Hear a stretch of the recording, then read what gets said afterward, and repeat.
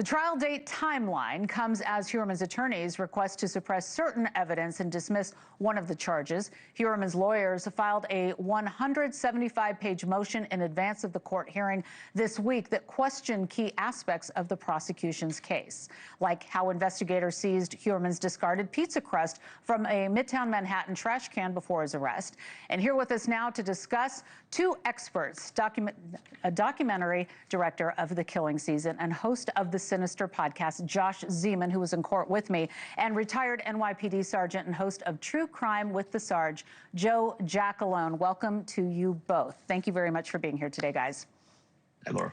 All right, so let's start with the big headline that we could see Heuermann going to trial right after Labor Day, quote, come hell or high water, right? This case has been making its way through the court system for the past 2.5 years, with another big motion being filed by Rex's attorney. So from your perspective, Joe, I'll start with you. Do you think the defense team is dragging this out? Because that's what a lot of people are alleging right now. Well, and the fact that there's just so much in this case, I mean, it could appear that way. I don't know for sure if that's going to be the tactic, but if that is the tactic and the judge finds out about it, that's not going to be good for him. He's trying his best, but he really has Michael Brown really has a huge mountain to climb in this case.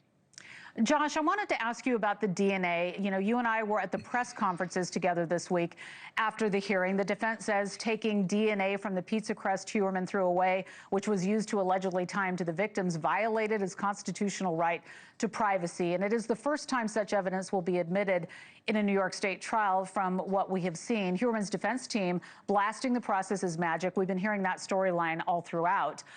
Have you seen cases in the past where this kind of evidence worked? What do you make of their argument at this point? I mean, it's a far-reaching argument for sure that somehow discarding, you're still retaining your private information. It's been noted many times that once you throw something in the trash, you're basically giving away your rights. Yeah, I wanted to ask you too, Joe. I know that you teach criminal law. What do you make of that argument?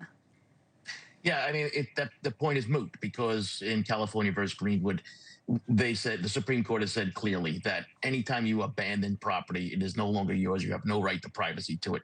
And we've seen a number of serial killer cases solved by this technique, including Samuel Little out in California. There has been a number of these things that have happened. And quite frankly, when I was in cold case, we actually had programs that we would try to get DNA samples like this, which we would call covertly, because there's only a couple of ways that you can get a DNA sample: through a court order, through consent, or through, doing it covertly. So the Supreme Court has allowed it. I don't think this is an argument that's going to stand much of a thing for the judge here. I think this gets dismissed pretty quickly. Okay, I also wanted to ask you both about the defense's motion to seek dismissal of the murder charge of one of the victims in the death of Sandra Castilla.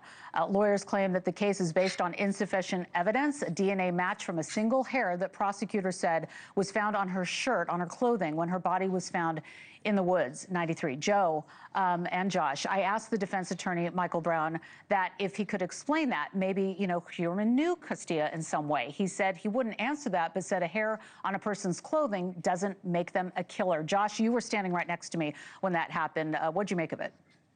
Well, it's the other thing I think to consider here is that it wasn't just Rex Heuermann's hair, but another hair was found on Sandra Castilla. That would be Rex Heuermann's ex-wife. So it would not just have to be Rex Heuermann, it would have to be Rex Heuermann and his first wife. Right. And Joe, what did you make of that argument? I mean, and I thought it was interesting, too, because hairs have been connected to so many of the victims. Why just Sandra? Well, it would be interesting to see how Michael Brown would handle the fact that, his hair and this woman's hair ended up from Massapequa all the way out into Southampton. All right. That's really the mystery that Michael Brown would have to prove in that case. But listen, the hairs were secured at the time going back to 1993. They still have the hairs to be able to test them. And I think he has a big problem that he's going to have to deal with this new DNA technology. And that meaning Michael Brown. Thank you for watching. Subscribe below and download our NewsNation app right now on your phone, and you will get fact-based, unbiased news for all Americans.